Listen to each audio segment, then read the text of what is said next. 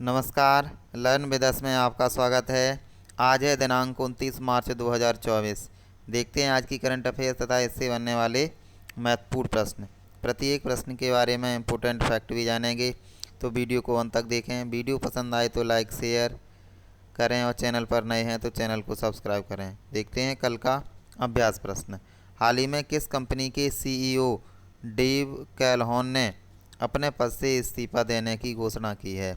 तो इसका सही जवाब है ऑप्शन ए, बोइंग कंपनी। ये बोइंग कंपनी के सीईओ थे, लेकिन अब ये इससे इस्तीफा दे देंगे। पहला प्रश्न, विश्व पियानो दिवस कब मनाया जाता है?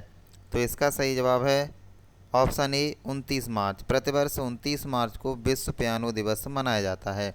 इसकी शुरुआत 2015 में हुई थी। क्योंकि पियानो में 88 कुंजियाँ होती हैं, तो यह साल के 88वें दिन यानी 29 मार्च को हर साल मनाया जाता है। यह प्रसिद्ध पियानो वादक और संगीतकार निल्स फ्रेम की याद में इसे शुरू किया गया था।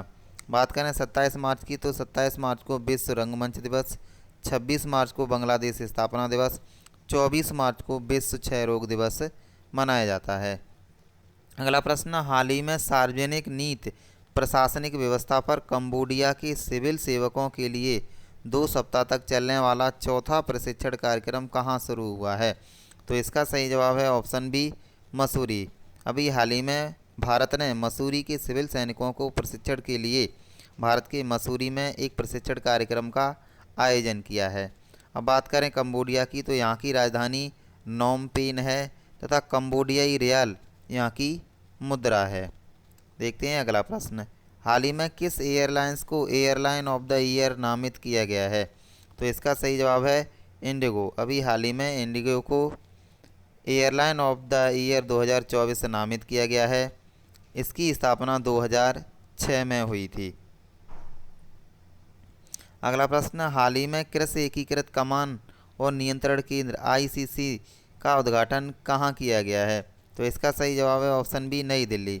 अभी हाल ही में केंद्रीय मंत्री अर्जुन मुंडा के द्वारा नई दिल्ली में कृषि एकीकृत कमान और नियंत्रण केंद्र का उद्घाटन किया गया था। हाल ही में जारी हुरुन ग्लोबल रिच लिस्ट 2023 के अनुसार विश्व में सबसे ज़्यादा अरबपतियों वाला शहर कौन सा है? तो इसका सही जवाब है ऑप्शन ए, न्यूयॉर्क। अभी हाल ही में हुरुन ग्लोबल रिच लिस्ट 2024 भी जारी की गई है, जिसमें टेस्ला के मालिक एलन मस्क को दुनिया का सबसे धनी व्यक्ति घोषित किया गया है तथा जेफ बेजोस दूसरे स्थान पर रहे हैं। बात करें एशिया की, तो एशिया में मुकेश अंबानी जो कि रिलायंस इंडस्ट्रीज के मालिक हैं, इन्हें पहला स्थान प्राप्त हुआ है।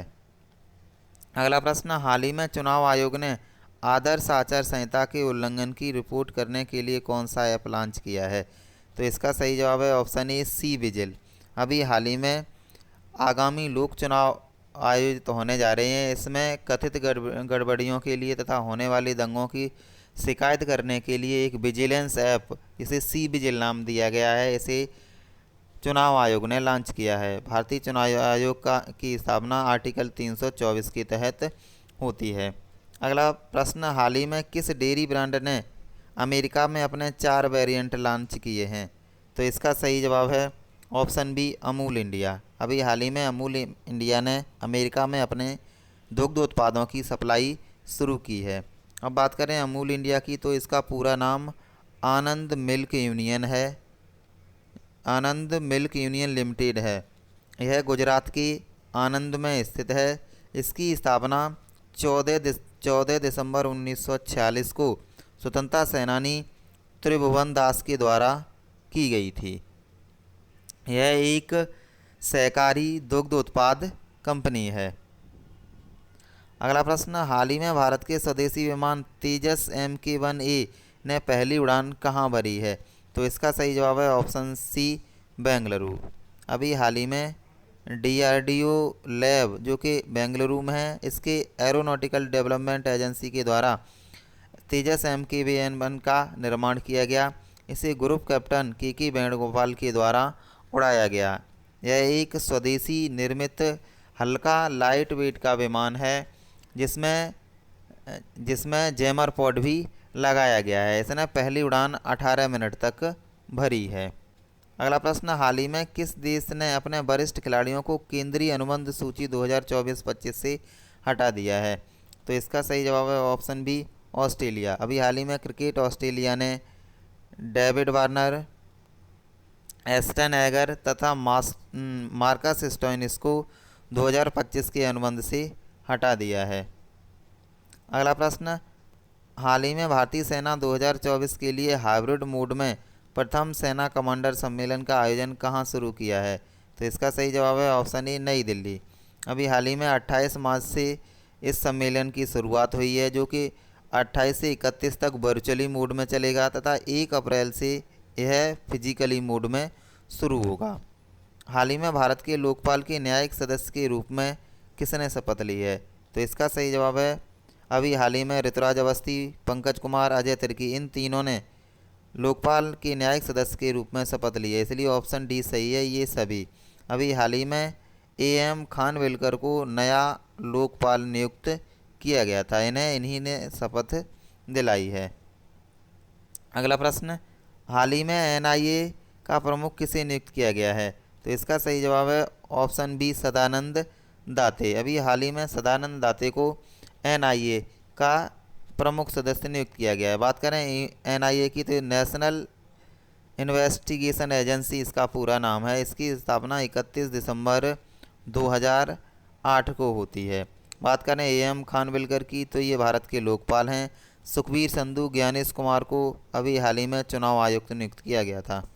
अगला प्रश्न, हाल ही में भारत के किस फुटबॉलर ने लैटिन अमेरिकी क्लब के साथ एक अनुबंध पर हस्ताक्षर किए हैं?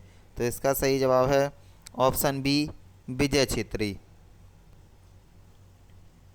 अगला प्रश्न, हाल ही में तेलंगाना में 900 साल पुराना कन्नड़ शिलालेख मिला है, यह किस राजवंश से संबंधित है?